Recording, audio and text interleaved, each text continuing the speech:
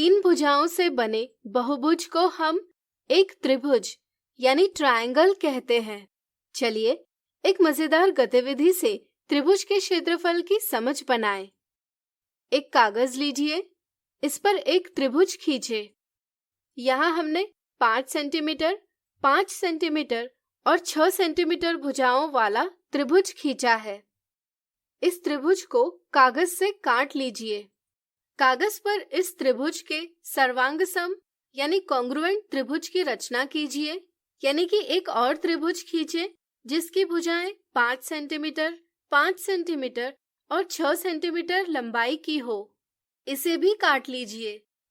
हम देखते हैं कि एक सुमेलन यानी कॉरेस्पॉन्डेंस के अंतर्गत दोनों त्रिभुज एक दूसरे को पूरी तरह से ढक लेते हैं। इसलिए हम कह सकते हैं कि इन दोनों त्रिभुजों का क्षेत्रफल यानी एरिया बराबर है। व्यापक रूप में सभी सर्वांगसम त्रिभुजों यानी कॉन्ग्रुएंट ट्रायंगल्स का क्षेत्रफल बराबर होता है। क्या आप बता सकते हैं इनका क्षेत्रफल हम कैसे ज्ञात करेंगे? सोचिए। चलिए हम बताते हैं। हम काटे हुए सर्वांगसम त्रिभुजों को इस प्रकार साथ रखेंगे कि उनकी संगत भुजाओं यानी करस्पॉन्डिंग साइड्स का कोई एक युग्म आपस में मिल जाए। आप इसे इस प्रकार या इस प्रकार कर सकते हैं। ऐसा करने पर आपको एक चतुर्भुज यानी क्वाड्रिलैटरल प्राप्त होगा। यह किस प्रकार का चतुर्भुज है? सोचिए। इस चतुर्भुज की सम्मुख भुजाएं समांतर है एवं बराबर है, इसलिए यह एक समांतर चतुर्भुज यानी पैरेललोग्राम है। पिछले वीडियो में हमने सीखा कि एक समांतर चतुर्भुज का क्षेत्रफल बराबर आधार यानी बेस गुणा ऊंचाई यानी हाइट होता है। जहां आधार समांतर चतुर्भुज की कोई एक भुजा है तथा उस भुजा पर सम्मुख शीर्ष यानी अपोजिट साइड से डाले गए लंब यानी परपेंडिकुलर की लंबाई समांतर चतुर्भुज की ऊंचाई है।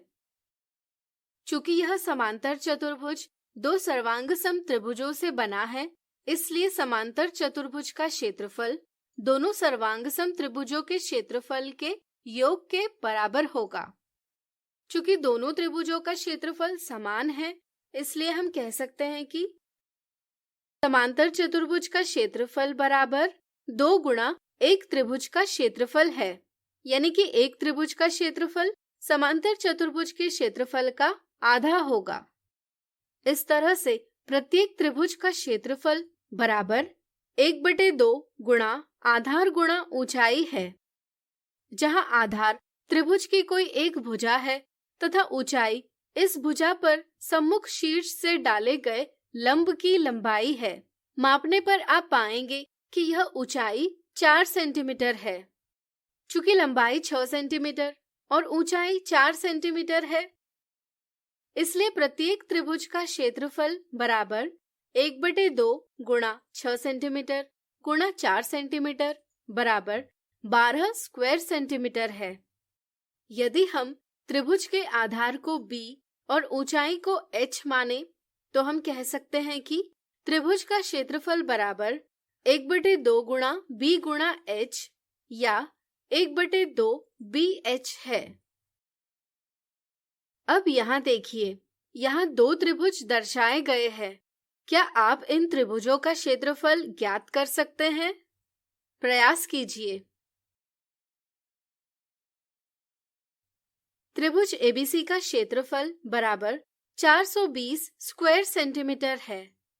इसी प्रकार त्रिभुज XYZ का क्षेत्रफल भी 420 स्क्वायर सेंटीमीटर है। यहाँ दोनों त्रिभुजों का क्षेत्रफल बराबर है। क्या हम कह सकते हैं कि वे सर्वांगसम हैं? सोचिए। बिल्कुल सही, वे सर्वांगसम नहीं हैं, क्योंकि इनके माप अलग अलग है और वे एक दूसरे को पूरी तरह से नहीं ढकते। संक्षेप में, यदि 2 त्रिभुज सर्वांगसम हैं, तो उनका क्षेत्रफल अवश्य बराबर होता है, लेकिन यह आवश्यक नहीं कि क्षेत्रफल बराबर होने पर त्रिभुज सर्वांग सम हो। तो अब आपकी त्रिभुज के क्षेत्रफल की समझ बन गई होगी।